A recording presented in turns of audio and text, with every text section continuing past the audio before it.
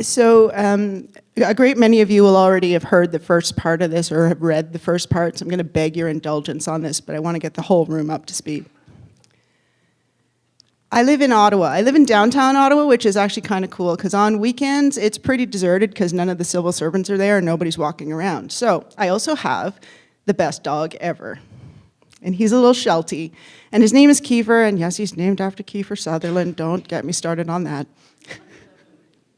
Okay, Lisa, we'll talk later. And so Kiefer is 11 years old, and so he's exceedingly set in his ways. He always has been, but he's a creature of habit, right? So first thing in the morning, he eats his breakfast. We take the 16-floor flight down from my condo. We go to the 6 square feet of grass next to my condo building, and that's where he relieves himself in the morning. I am also a creature of habit, so I pick up his poop and I knot the bag, and I walk about 200 meters down the road. So that's 250 yards or something. Anyway, we go down the road and we go to the park and we deposit the poop bag in the garbage can in the park, same one every day, same time, then we go for a walk.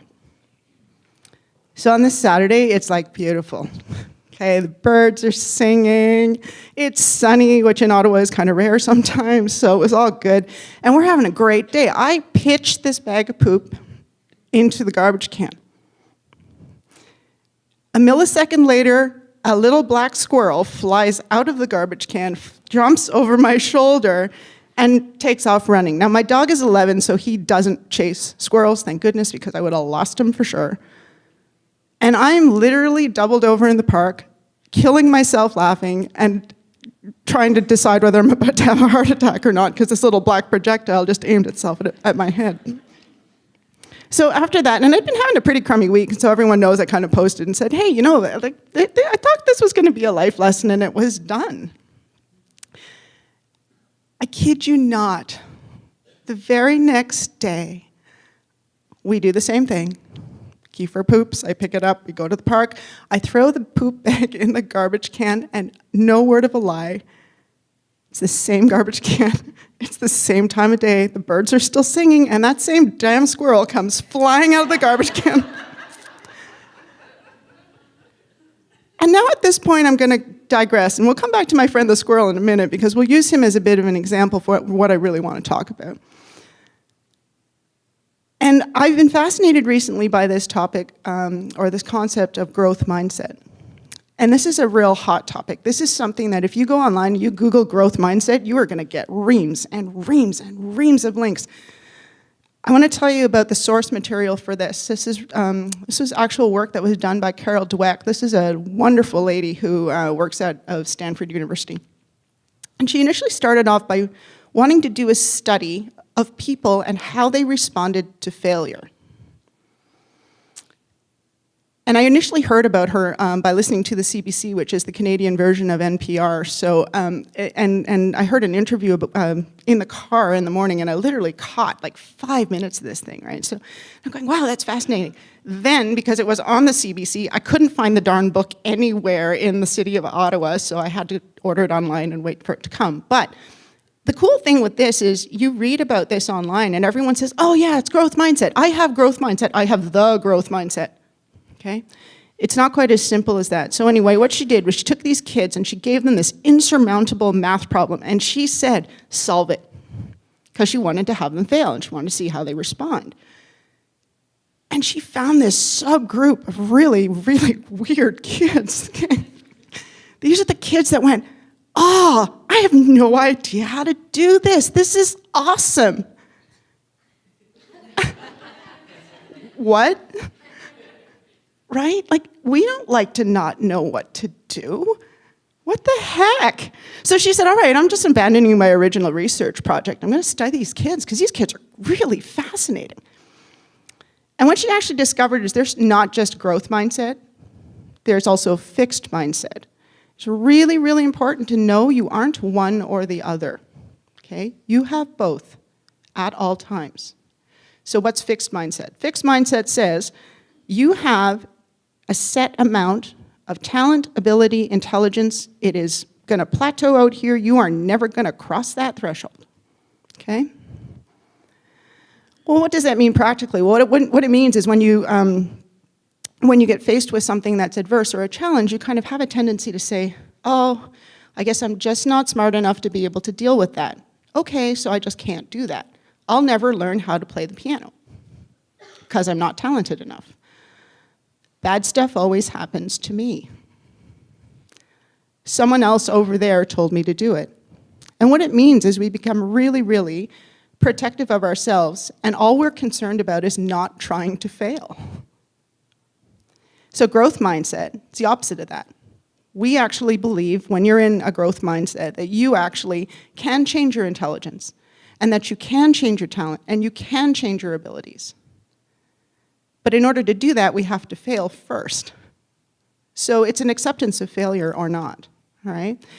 And for a lot of the people in this room who are very, very used to not failing, this is rough, right? There's a lot of fixed mindset that predominates in this room, and I can tell you that I am one of those people. You do not graduate from university as a full-fledged veterinarian at the age of 23 without having a lot of fixed mindset. And I will tell you that no one should graduate from vet school at the age of 23. You just can't handle it. So what does this mean? So we're going to go back to my little friend, the squirrel, right? So he has a colossal failure that just happened here, right? He got a bag of poop chucked at his head first thing in the morning while he's eating breakfast. This is a really crappy way to start. Oh, sorry, that was bad. This is a really bad way to start your morning. That was really, I'm sorry. Okay. And so he has two choices, right? He can adopt fixed mindset. So in fixed mindset, what's he going to say? He's going to say, the other squirrel at the park told me to eat out of that garbage can. I'm never going to be smart enough to figure this out. I'm never going to figure out where I should eat so no one throws stuff at me. I'm just a failure at everything. I'm just going to go crawl in my hole and sulk for a while. But this is not a fixed mindset squirrel. This is a growth mindset predominant squirrel, okay? So this is what he's going to say. He's going to say, cool, that was weird. That never happened before. I've eaten out of this garbage can for every day of my life that I haven't been with my mom. And I think I'm going to guess he was little because he was tiny. Most of the squirrels downtown Ottawa when they're adults are fat things. So he's eaten out of this. He says, I've eaten out of this can for a long time. And that's never happened. So I'm going to just treat this as a one-off. This is me problem solving this problem. It was a one-off weird thing. But you know what? Maybe instead of not standing right below the hole, I'll stand over here tomorrow. And maybe I'll keep half an ear out just in case someone's footsteps come up to the can. So I'll try that. So he's got a plan, right? So next day, tries his plan. And guess what? Fails abysmally again because yet again I managed to throw a bag of poop at him. And so what does this mean for the squirrel? So he could still collapse, right? We've all done this, right? We fix something, we try something, we think, gosh, it's going to work this time, and it doesn't, and we go, ugh. Teenage eye roll, right?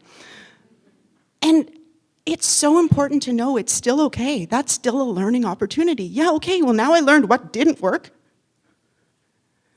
So the squirrel's going to think about this a little bit more, and he's going to say, cool, so this lady and her dog, the dog never chases me unlike all the other dogs in downtown Ottawa.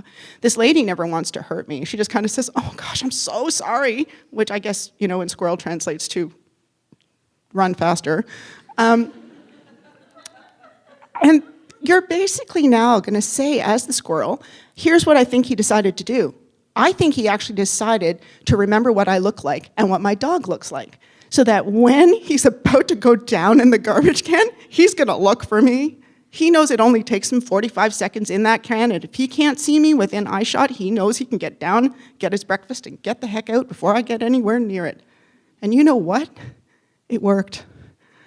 I have never seen that squirrel again since that day. And I want you to remember, we're all capable of figuring out how to fix our problems. But we have to be willing to try, and we have to be brave. That's what Uncharted is about. And we can do this. Thanks.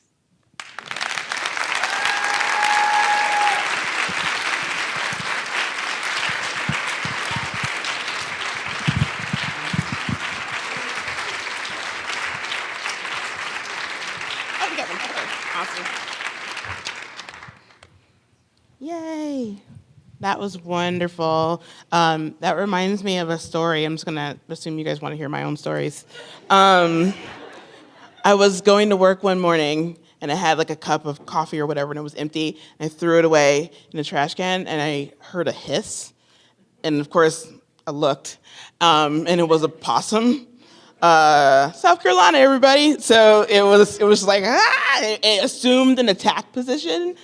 And so I was just like, I have a choice.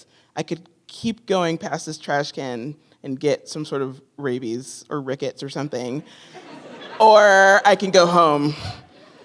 And I was brave, and I went to work. So there you go. I did it. I did it. Possums. All right, so we have come to our last